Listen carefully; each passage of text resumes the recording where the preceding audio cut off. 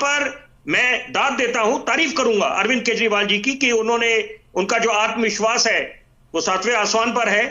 और अगर हम इसका आकलन करते हैं तो मेरा ये आकलन होगा बतौर पत्रकार, हमने अपना जीवन खपा दिया पत्रकारिता में, तो ये है कि एक माहौल बनाया जा रहा है, एक परसेप्शन है कि क्या ये रणनीति के तहत है, क्योंकि चुनावों में, लोकतंत्र के महापर्व में रणनीति पे बहुत कुछ निर्भर करता है, बल्कि सब कुछ ही निर्भर करता है रणनीति पे कि आपकी बॉडी लैंग्वेज क्या है, आप जनता के बीच में क्या संदेश दे रहे हैं, क्या आपने विचार रख रहे हैं। तो यहां पर जैसे क्या ये इसका काउंटर है कि जो भाजपा की रणनीति है अब की बार 400 पार, तो अब यहां पर अरविंद केजरीवाल बोल रहे हैं कि 7 सीटें अब दिल्ली की जनता आम आदमी पार्टी को देने वाली है। तो आत्मविश्वास अपनी जगह है, लेकिन डे 1 से, पहले दिन से जो राजनीति की समझ रखते हैं, वो यही उनको आशंकाएं थी कि जो इंडिया अलायंस का गठबंधन हुआ है तो पेच जब फंसेगा तो वो सीट शेयरिंग को लेके होगा, और वही होना था कि आप पंजाब की बात करें दिल्ली में, ये तो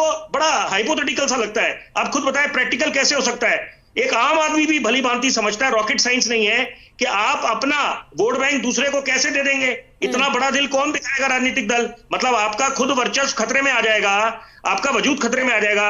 आप दिल्ली, ये वही दिल्ली है कि जहां पर कांग्रेस पार्टी का राज हुआ करता था।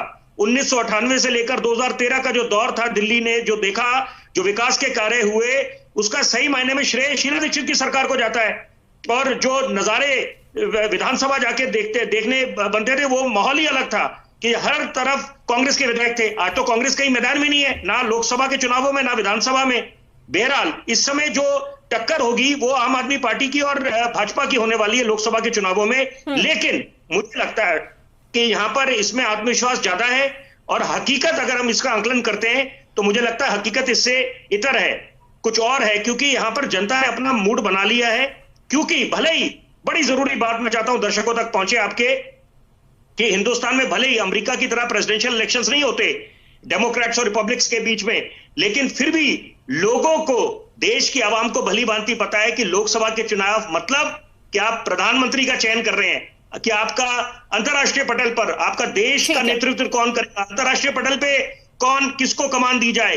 तो इसका मतलब यह है कि यहां पर जनता जो जनार्दन होती है वो अपना बेशकीमती वोट व्यर्थ नहीं जाने देगी। वो बहुत आंकलन करती है, बहुत क्रिटिकल इवैल्यूएशन करती है कि हम अपना वोट किसको दें, और ये लोकसभा में किसको देना है, विधानसभा में किसको देना है, नगर निगम के चुनाव में किसको देना है। तो मुझे लगता है कि ये एक अच्छी बात है कि ये आपकी लोकतंत्र के लिए कि हमारा विपक्ष मजबूत हो, आत्मविश्वास उसका 7वें आसमान पर हो। लेकिन मुझे लगता है कि ये एक रणनीति के तहत उन्होंने बोला है, क्योंकि यहां पर एक और सवाल उठता है इसमें, यहां पर एक आम आदमी भी सोचेगा, क्योंकि एक अनुमान लगाया जा रहा है कि यहां पर अरविंद केजरीवाल जी की गिरफ्तारी हो सकती है, जो उनको ईडी बार बार तलब कर रही है।